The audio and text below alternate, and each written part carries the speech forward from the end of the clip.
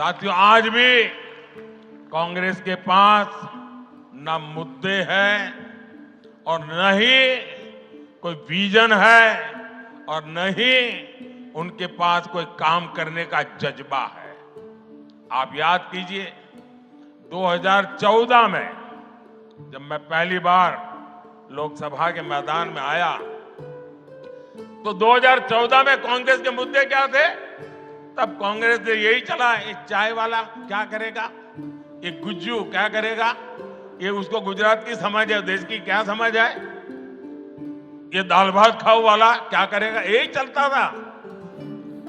कांग्रेस की सभा में चाय की कितली लेकर के बेची जाती थी, देखो ये मोदी आया, ये मेरी मजाक उड़ाई जाती थी। लेकिन देश ने उनकी हरकतों को ऐसा जवाब दिया जो कभी 400 सीट लेकर के बैठते थे वो 40 पर आ गए।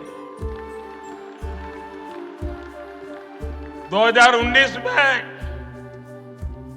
जब दूसरा चुनाव आया उन्होंने कोई सबक नहीं लिया और क्या किया, 2019 के चुनाव में निकल पड़े, चौकीदार चोर है, याद है ना, चिल्लाते थे और कहते थे मोदी खून की दलाली करता है।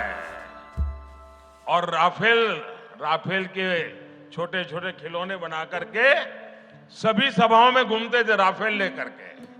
मंच पर भी इस बार संविधान लेके घूम रहे हैं, उस समय राफेल लेके घूम रहे थे। एचएएल को लेकर के भांति भांति के झूठ फैलाए।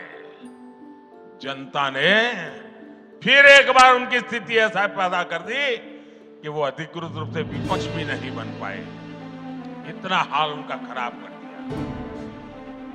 साथियों, 2019 के बाद इन्होंने मोदी का अपमान करने का अभियान और तेज कर दिया। कांग्रेस के शहजादे ने गर्व के साथ पूरे मोदी समाज को, पूरे ओबीसी समाज को चोर कह दिया। मोदी क्योंकि गुजरात से है, इसलिए पूरे देश में गुजरातियों के विरुद्ध नफरत फैलाने की एक भी मौका नहीं छोड़ा जा रहा। ये नहीं रुके, इन्होंने मेरे माता पिता पर भी भला बुरा कहने में पीछे नहीं रहे।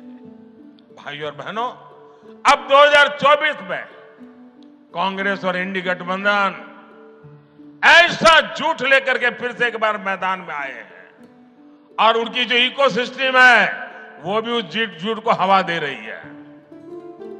संविधान दिखाते हैं, आरक्षण ले लेंगे इसका डर दिखाते हैं, पूरी तरह मनगढ़ंत गपबाजी, यही उनका काम है। कभी कहते हैं मोदी को कोई परिवार नहीं है, तो क्या परिवार वालों को भ्रष्टाचार करने का लाइसेंस मिल गया है क्या? कभी कहते हैं मोदी को जेल में डाल देंगे, कभी कहते हैं मोदी का सर फोड़ देंगे। ऐसी ऐसी बातें लेकर के वो चुनाव के मैदान में उतरे हैं। और देखिएगा इस बार भी ये पहले से कम सीटों में सिमट जाएंगे।